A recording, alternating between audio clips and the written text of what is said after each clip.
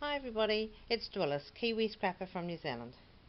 And I was just coming to my craft room while my dogs are outside and just wondering what project I was gonna work on next.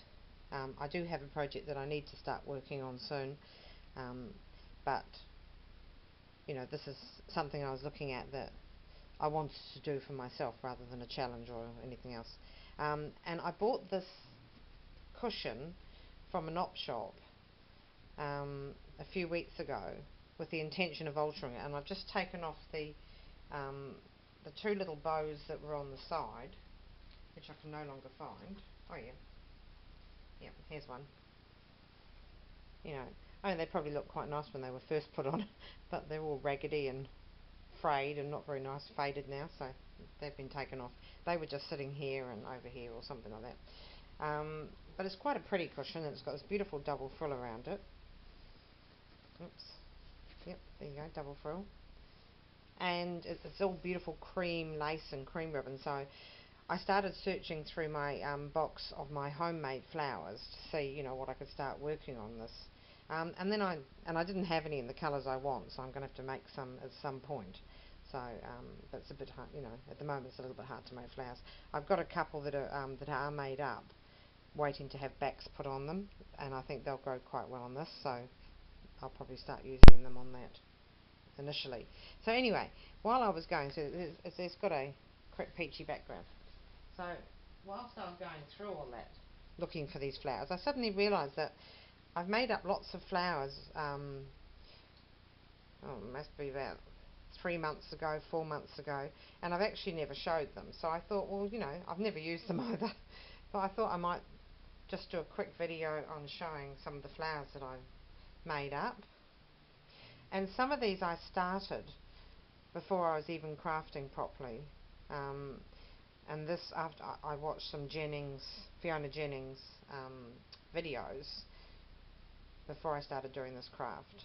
And I watched them last year, and yeah, she was just showing some simple flowers of running stitches and things. So I kind of started doing those. And this was made out of an old t-shirt with tiny little spots on, and then when I made it up I thought, gosh, that's a plain looking thing in that fabric instead of lace, so I just left it.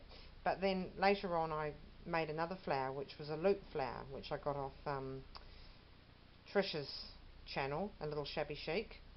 So I made that up a little bit different than hers, but it came out fine. And then over top of that I put a circle of lace, and then it just sat there for ages, and it's been a work in progress. And then I suddenly thought one day, I could pop a Wild Orchid Craft Rose in there as a centrepiece. So that was that one, and it came out looking quite pretty from something that that I'd started off as a t-shirt. I was quite pleased with that. This is one that everybody knows how to make probably. It's just the folded squares, and you fold them up a certain way and then you layer them. And then I did a folded squares in lace as well, and put a lovely little metal bling. This is a lovely, quite expensive one bought here in New Zealand, a metal button that I took the back off. Quite lovely. That's very peachy. This is more pink, of course. And then I'd started pulling apart some artificial flowers a long time ago, and so probably just around Christmas or after Christmas I started making those up into flowers. This one actually still hasn't had the back put on it, which I've just noticed now, so it needs to have that put on it. Then I put a nice vintage button centre in it, which has sort of got an oval type pearl. And that's that one. This is another one of these square things that are all sort of folded up, and that's same peach as that, same lace, but I've done it as more in a more bulky one instead of a flat flower. And that's an old vintage button in the middle there. I pick up these buttons from op shops. Some of them are attached to clothes, old clothes, so I just cut them off. I am totally ruthless. And this is one, oops a daisy, it's stuck to another one here. This is one that I did probably about 3 months ago, and this is some fabric which I think is probably like some kind of curtain fabric, I think, but net. It's not quite a net, but it's similar to that. Very pretty. got a nice sheen to it, pearly sheen.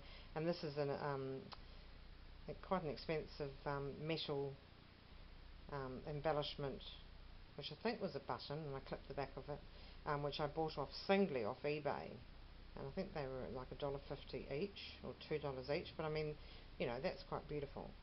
So, and that one's quite thick. I put 2 layers of squares there. You know, and you just put the little thing in the back there, little felt. Some people use cardboard squares, but I use felt. And this is another one of the peach ones that were done. And that's a beautiful centre there. That probably came off eBay or one of the Etsy shops. Might have even come in a swap with Irene or a prize giving. Not quite sure about that one.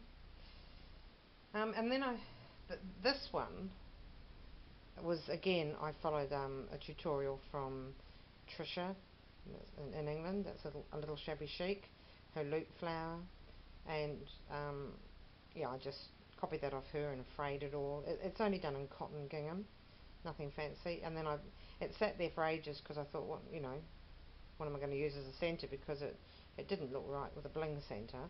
So then I popped in a Wild Orchid Craft rose, the same as this one, and then it didn't look, you know, it looked more homespun kind of thing. So that was it. This is one I did a little while ago, and that's it was a lovely white iridescent fabric, like a gossamer sort of fabric, and I tea stained it to take, you know, so it wasn't white anymore. So it's just definitely not white, because there's white there and there's white. You see the difference there. And that's an old button, which, well, it's not too old actually. I got that off a friend of mine, and I just cut the back off that. Again, that's the same principle, the square cut and folded, but very pretty. That would look lovely on a kind of like fairy project, because it's that kind of thing. And this again is the t-shirt. Oops, got a bit of sellotape stuck there. The t-shirt that I did, the spotted t-shirt that I cut up ages ago, last year sometime, and did in a frill with a running stitch. And then that was a vintage 1950 fabric that I did in a running stitch as well, and that sat there for ages without a centre. So that was popped on. This is a rose that I bought from the $2 shop, sort of a satin, very nice actually. I've got a bunch of them, and I've got a bunch of the yellow ones. And this is this gingham fabric again, and I cut it into the squares. And again, these are all done last year, well, like 8 months ago, but they hadn't got centres in them, so that was just a large flat back pearl that I popped in there.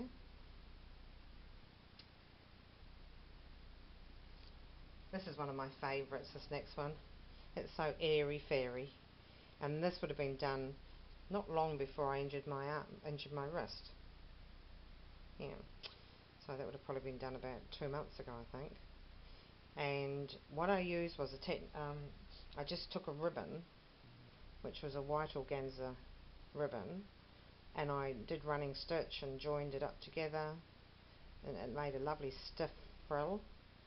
And then over top of that I put a circle of lace, white lace, and then popped in a Wild Orchid Craft grape coloured rose. So that came out, yeah, I love that one. Love it. And I think I did another, yeah, I thought I did another one of those at the same time. That's the same, or is it the same? Yep, it's the same. It's the same ribbon, length of ribbon. It was a very long piece of ribbon I had, and yeah, that's just one frill. See, it comes out really frilled when you do, you know, depending on how much you sew, of course.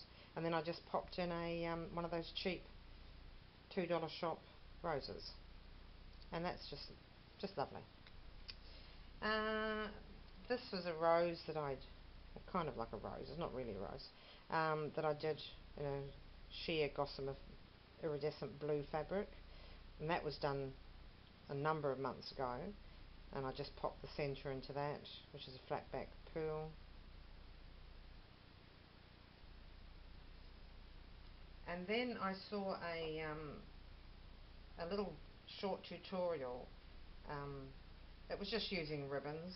Oh, actually, sorry, before I go into that, this is another older one I did a number of months ago, and probably about June last year, but they were never finished off. They were just sitting in different layers, so I'd stuck them together, and then I stuck this pale pink flat back pearl on. So that's stiff tulle. That's a gathered gossamer fabric. I took off an old blouse that I bought from a thrift shop. Bit of tea stained lace there, which is well, actually that's avocado stained lace, sorry, and a flat back pearl there. And then I saw this tutorial, which was just gathering up narrow laces. And if I can find who I found this from, then I'll put it in there. But anyway, in the description box, this is how these turned out. I've never used any of these, but you know, I need the right projects for using them on, but I will use them. And I mean, they came out, you know, really nice, really full, like pom-pom flowers almost. And they're just made from little ribbons. You know, depending on the width of the ribbon. So that was quite a wide one. I'll just put that there. That was a wide ribbon. See, I mean, that one will take a centre. These ones you don't need to put a centre in if you don't want to, but this one would look good with a centre in it, so I'll put a centre in that at some stage. This one is another one that I can put a centre into. It's a beautiful iridescent pink ribbon. And they're all sort of gossamer fabrics. This is a tiny little one here. Look at this. Isn't that cute? That was done with quite a narrow ribbon. That won't need a centre. And this was done with a little pale pink satin ribbon, which had a little tiny silver edging. And that's just come up. See, I don't even need a backing on that because it's like totally circular. So if I just want to stick that on, I probably will put a little tiny circle on it just to make sure it's all okay. And I think that's it. Yep, I've come to the end. So there you go, that's my assortment of flowers that I found in the box while I was just searching for some suitable flowers to put on my that cushion. So I thought I'd just share them with you. I'm sure they'll come in handy. Oh, just before I go, I'm always doing this. This here, I haven't done any dyeing of fabrics or laces recently, but this here was a very stark white lace that I got off eBay a while ago, and I got a long piece off it, so I haven't touched the rest. But I was making up a lime green jelly. I know that sounds funny, or jello, whatever you call it in America. It's jelly here, and I thought, oh wow, I wonder if you could use that to dye with. Yeah, how you do. So I poured off a little bit into a separate dish, obviously before it's set, and I just cut off a short bit of lace because I didn't want to waste it, and I dipped it in for a few seconds and sort of punched it around a bit, and that's what it came out like. And it's quite a pretty sort of pale chartreuse colour, and it's really held well. I did that weeks ago, and it's really held up very well. I mean, there's no smell to it, there's no stiffness. It's lovely. So, you know, when you're making jelly, if you're making it in a colour that you like, and I guess if you watered it down even more, the colour would become paler. You know, just take off a bit off it and put it into a separate bowl and a little dish, and you can dye some laces with your jelly. There. Okay, that's something we've all learnt new. Okay, thanks for watching. Bye.